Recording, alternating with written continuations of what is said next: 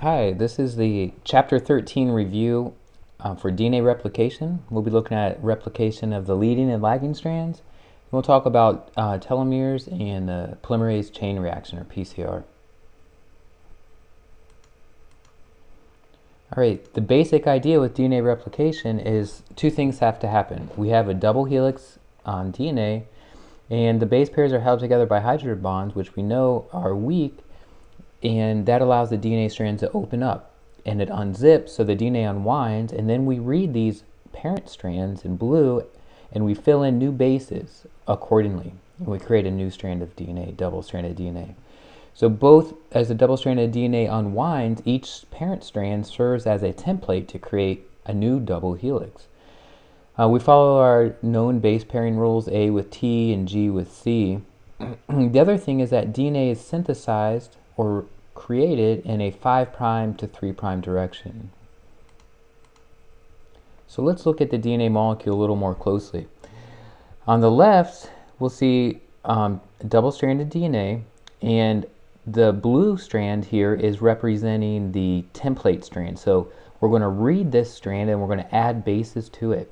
So on the template strand, we see a G, so that means we have to add a nucleotide on the growing strand that has a C, because C pairs with G. So this is a nucleotide. Remember, it's a sugar, phosphates, and a base. That makes up a nucleotide. Now this nucleotide is going to be added, and when it's added here, the sugar is going to link with the previous sugar through this phosphate, and this forms a covalent bond, a strong bond in the backbone. It's called a phosphodiester bond.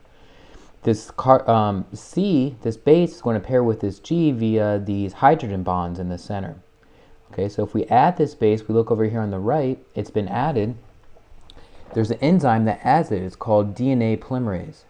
You can remember this is an enzyme. It ends in ASC. That's usually what enzymes end in.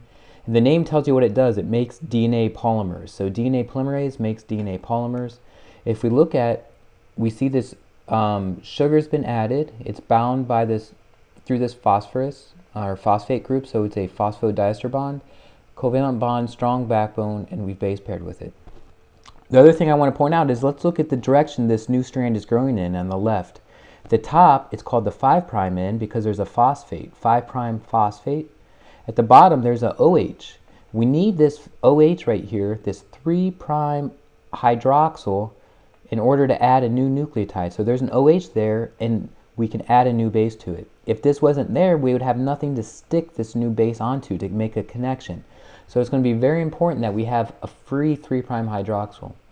The other thing that you see is overall this strand, since we're adding nucleotides on the bottom here, the 3' end, we can say the growing strand grows in a 5' to 3' direction. So very important. DNA is synthesized by a DNA polymerase in a 5' to 3' direction. Very important.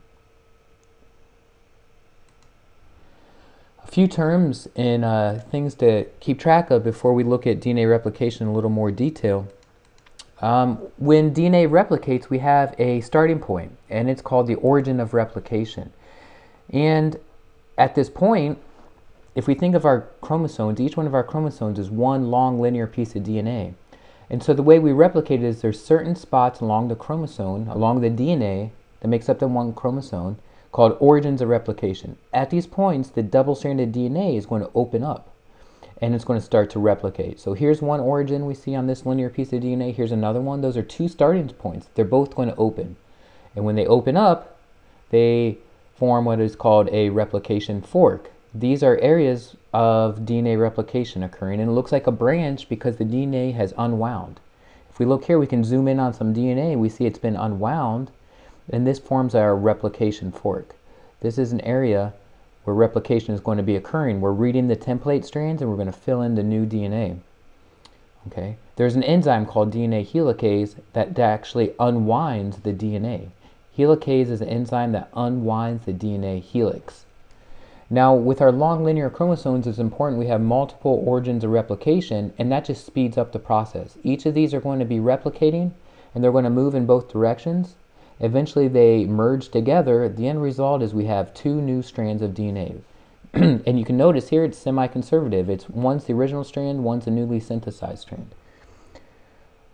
Another thing is we cannot add DNA to nothing, which means I said in the previous slide, you need a 3' OH to add DNA to. So we're trying to fill in the DNA on this template strand. We just cannot add DNA. There has to be something there. So what we do is we add a short piece of RNA called an RNA primer. And what the primer is, it serves as a template, it serves as a substrate we can add something onto. So we have a little bit of a primer here, and now we can add DNA to it. So the primer is in green, and we're going to add DNA to it. So just like painting, if you're going to paint a wall, you have to put a base coat down, a primer, and that allows the paint, when you add on top of it, to stick better. Same with DNA replication. We can't add DNA until we put a little bit of RNA down. That's going to allow our DNA to stick to it better. Let's take a look at the RNA primer a little more. Okay, so let's look at this. On the left, this diagram is showing us a template strand of DNA. So we have DNA helicase has unwound it. Now we want to fill in, we want to read the template strand and synthesize the new strand so it becomes double-stranded. Well, we can't just start adding DNA to the strand. We need something there for the DNA to stick to. So we have to add this short little segment called an RNA primer. Okay. This RNA primer is added by an enzyme called primase. So the enzyme primase makes a little bit of an RNA primer. So we see in green this little RNA primer has been added. Now what happens, DNA polymerase comes in, and it's going to start adding in DNA this way. Okay, so we look down here, DNA polymerase is able to add building blocks of DNA onto this green primer, and now we have a synthesized DNA molecule. So in order to get DNA replication occurring, we need something there to start from, and that's the RNA primer. We can add DNA to it. The reason RNA works is because RNA does not have the same requirements. We can put RNA down first, not a problem. Okay, the big idea with DNA replication is that when we form this replication fork and the DNA unwinds, we're going to have two strands that we have to synthesize. We have a strand on top we're going to fill in and a strand on the bottom. Each of these strands have their own unique considerations, and they have their own names. We have a leading strand and a lagging strand. If we look at the leading strand, its characteristic here is it's going to be replicated continuously in one piece, okay, in a 5' to 3' direction. So we add new bases on the 3' end, and overall it grows in the 5' to 3' direction, but it's continuous. Very important. Leading strand, continuous replication. That's the key term here. The bottom is lagging strand, and DNA is replicated discontinuously in fragments. So if we look on the bottom, this is a lagging strand. It's being replicated also in the 5' to 3' direction. This time it's going away from the replication fork, but it's created in these fragments. They're called Okazaki fragments. So why does this happen? Let's take a look at it. On the left, we have the parent strand of DNA. So what's going to happen is DNA helicase comes in, unwinds it. The leading strand, no problem. We can replicate continuously towards the replication fork, okay, in a 5' to 3' direction. Okay, always in a 5' to 3' direction. Remember, the strands are anti-parallel. Now what happens is, now the DNA will unzip a little bit more, and we'll just keep going towards that replication fork. No problem. We can just keep going. The DNA will unzip. We'll keep going some more. It's continuous. That's what the leading strand does. The lagging strand, let's look at. Okay, this one is going to be going in the 5' to 3' direction. Okay, now the DNA is unwound. We put a little RNA primer down, and now we start to fill in the bases this way. Okay, great, no problem. But now the DNA unwinds some more, so we have to come up, we put another RNA primer down, and we synthesize another fragment.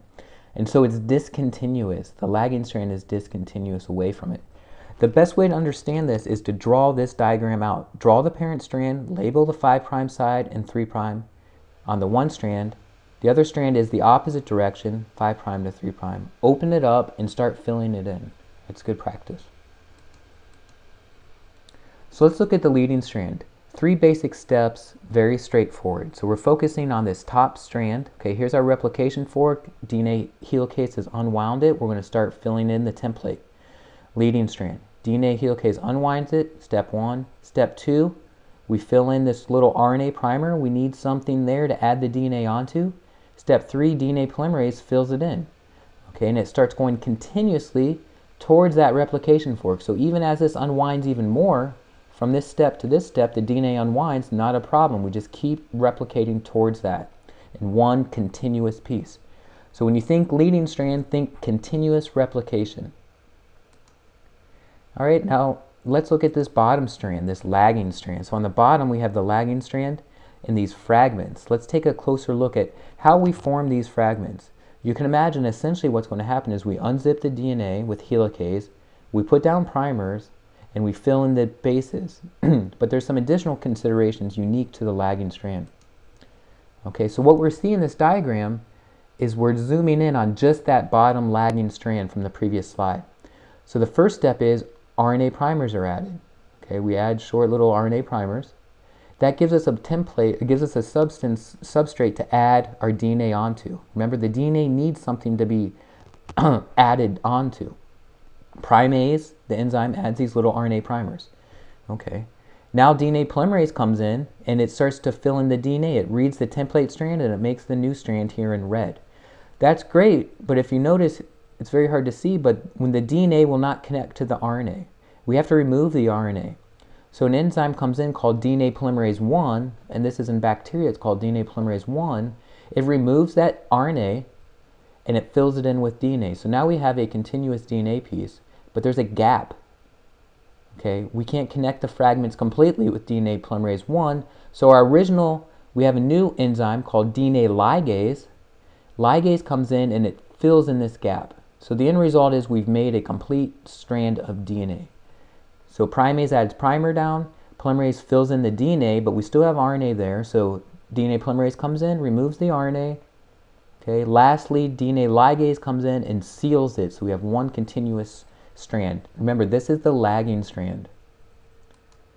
Okay, this slide here, you may pause and use this as a review. It tells us the steps of the leading strand and the lagging strand. Just remember, leading strand is continuous towards a continuous replication, and then lagging strand is in fragments. It's discontinuous. We form Okazaki fragments. You may look at this other video. There's from the DNA Learning Center. There's good videos on there about DNA replication. The link is here at the bottom. Okay, let's move on and look at telomeres, a special consideration when we're dealing with DNA replication. So it turns out the end of the DNA, we have a problem.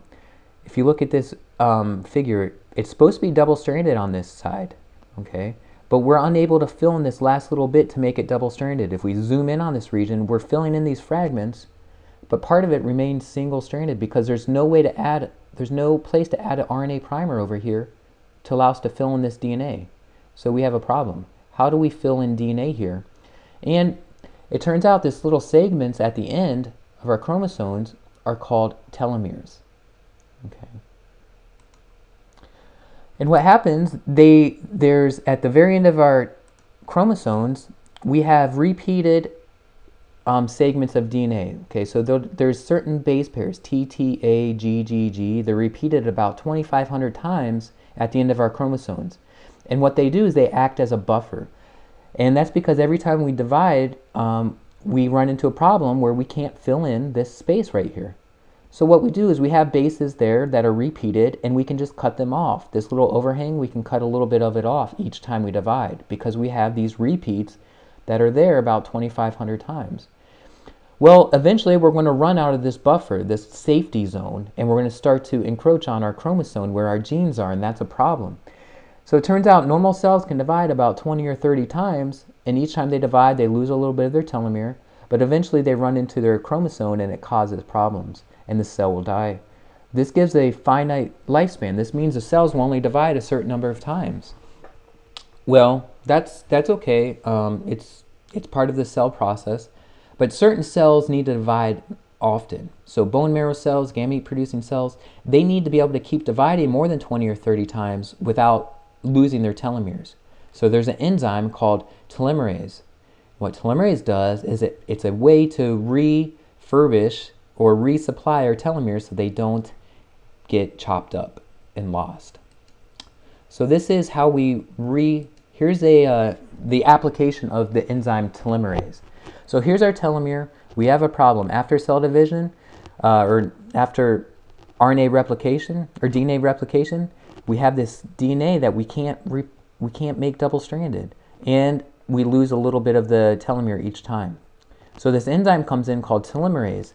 It's an enzyme, so it's a protein, but it also has an RNA template. Okay, so if you look, here's the telomerase, this kind of brown oval, and it has an RNA template. So now what we can do is, one, we can re-extend our telomere. Okay, so if you look from step 2 to step 3, we're extending the DNA this way. So we've replaced that buffer at the end, that DNA that serves to protect our chromosomes on the end. The other thing is, look at step 4, we can then add some more of the DNA on the bottom strand. All right, so we're actually able to extend our telomere by using telomerase, which brings an RNA template, and so now we can add some of this DNA back on this top strand. Then we come in and we can fill some DNA in on the bottom strand. Now the good thing is, this helps us kind of refurbish or maintain our telomeres at the end of our cells. Now this is the enzyme telomerase. It's in our cells that need to divide a lot. The bone marrow cells, the gamete producing cells. But it turns out this enzyme telomerase is also in 90% of our cancer cells. Why is that significant? Well, cancer cells, we know they go through rapid growth. They form tumors. It's uncontrolled cell division. And essentially these cells are immortalized. They can divide over and over without dying. And that's because this gene that's present in all our cells, but only active in certain types of cells, becomes activated in these cancer cells and allows them to divide and divide. One way they can divide and divide without dying. So those are the telomeres. Another thing I want to talk about briefly is DNA repair. So if you think about DNA replication, we're trying to replicate billions of base pairs of DNA, and it needs to be accurate because these are our genes. This is the genetic information. When we make a copy, it needs to be fairly accurate. And it turns out DNA polymerase, the enzyme that copies our DNA, is pretty accurate, but occasionally it makes mistakes. And sometimes it can correct them. So one type of repair is called DNA proofreading, and what happens is, as the polymerase makes a mistake, it can actually pause, stop, remove that mistake, and correct it. So I think of DNA proofreading as on-the-fly correction of DNA replication. Well, it turns out though, sometimes mistakes get by the DNA polymerase. So here we have a strand that's already been replicated, and it has a mismatch in yellow. You see it there. So here we have another type of repair where another enzyme complexes come in, they remove the segment that has the wrong base in it, and they replace the DNA there. They use DNA polymerase 1. Okay, this is in bacteria, the type of enzyme they use. So certain enzymes remove it, they recognize the parent strand, and they fill in using DNA polymerase. So mismatch repair is for mistakes that get by the proofreading. Okay, the third type of repair is called excision repair. This is for damage. So our DNA is constantly exposed to chemicals, radiation, other things that can damage our DNA. Okay, so UV light's a big one. UV light can cause bulges in our DNA by causing the T's in our DNA to link to each other. And we have a repair mechanism that can fix this. It's called excision repair. So the DNA has been damaged in this case. Enzymes come in and remove the damaged region, and DNA polymerase 1 can then fill in the missing pieces. So this is very important to help maintain the integrity of our DNA. So these are the three main types. Very, very brief overview. But DNA polymerase or DNA proofreading is on-the-fly correction by DNA polymerase. So during replication, it can make corrections. Mismatch repair is a way to fix mistakes that have gotten by the polymerase. DNA polymerase, we remove the mistakes, we fill it in with a different DNA polymerase 1.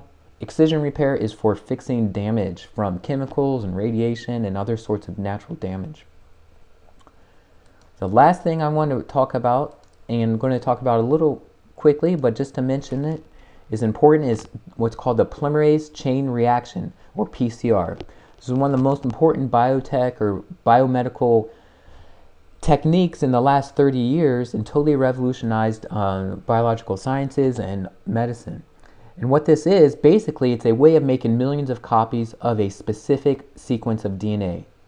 So let's look at it. We have all our genes, 20,000 genes in our genome. Let's say you want to study just one gene, gene A. So gene A is represented by this discrete little segment. What the polymerase chain reaction does is it makes copies of just that gene. So the DNA will open up, we'll add primers, and we'll start to copy just that region of DNA. So the end result of one round of the PCR reaction is we've made 2 copies of gene A. Now each of these copies will then be replicated, and so next round we'll have 1, 2, 3, 4 copies of the gene A. Okay, and every round it copies over and over and over, and so we make lots and lots of copies of this. The PCR is so important, there's lots of applications. So crime scene. So if there's a single cell, if there's a little drop of blood, we can find out who it is because we only need, in theory, 1 piece of DNA and we can make millions of copies of it. Diagnostics. Let's say this gene is the breast cancer gene and we want to know, do you have the gene for breast cancer? We make millions of copies of that gene and we'll analyze it by sequencing the DNA. We can identify microbes, outbreaks of pathogens. It's also used for cloning. Isolate a gene from one organism, maybe it's for a green fluorescent protein, put it into another organism, and it'll give off a green fluorescent signal. Very, very common. And the thing about the PCR reaction is it's very simple. The way it works is it all takes place in a single test tube, and there's 3 steps. There's a denaturing step, annealing step, and an extension step. Each of one of these is controlled by different temperature changes. So you take this single test tube and you put it in a machine called a thermocycler that changes the temperature inside of that one single test tube. So inside this test tube, you have all the ingredients. And the first step is, well, let's look at an illustration of these steps, these 3 steps. Okay. So here is our target. We're trying to amplify gene A. We want to make copies of gene A to see if you have a certain mutation linked to developing cancer. So what we do is the first step is denaturing. So we take our double-stranded DNA and it's denatured. It denatures at 94 degrees Celsius, and that's high enough to break the hydrogen bonds and we get 2 strands. The next thing is we want to target just gene A. So let's say this is gene A again. That's the cancer gene we want to see if you had. So we don't care about all the other billions of base pairs inside your genome. We want just this region. So we target it by adding primers that target just that region. So we add the primers bind to the DNA at 50 degrees. When the primers bind, that's called annealing. Okay. Now the primers have to be added because we want to fill in the missing DNA, and we can't add DNA to nothing, so we need some primers there to add DNA. The next step is called extension, and that is when we fill in the missing bases. That happens at 72 degrees, and it happens by an enzyme called DNA polymerase. So essentially what we're doing is DNA replication in a test tube. So we fill it in, and that makes a copy of our original gene. So we went from 1 copy of our target gene to 2 copies. Now these steps just repeat over and over. So after 2 rounds, we have 1, 2, 3, 4 copies. Okay, and after another round, we have 8 copies, and we'd have 16 copies and 32. So essentially what I'm saying is we're doing DNA replication in a test tube. But one consideration is the enzyme we use here. So we use a DNA polymerase here, but it's an enzyme, and it's sensitive to temperatures. At high temperatures, our DNA enzyme, or DNA polymerase enzyme, would denature, would break down. So we need an enzyme that is functional, that will not denature at temperatures as high as 94 degrees Celsius. So we use a DNA polymerase called Taq. This is isolated from a thermophile, a archaea, a type of microorganism that is evolved to grow at very high temperatures, so its enzymes will not denature. So we take this polymerase from this organism and we use it in this reaction. But the main message here is that we can very easily make millions and millions of copies of a target sequence and then analyze them to say if you have a mutation linked to a disease. We can say if there's a certain pathogen present. We can find somebody from a crime scene and so forth. So it's a very important technique. And that's the DNA replication review.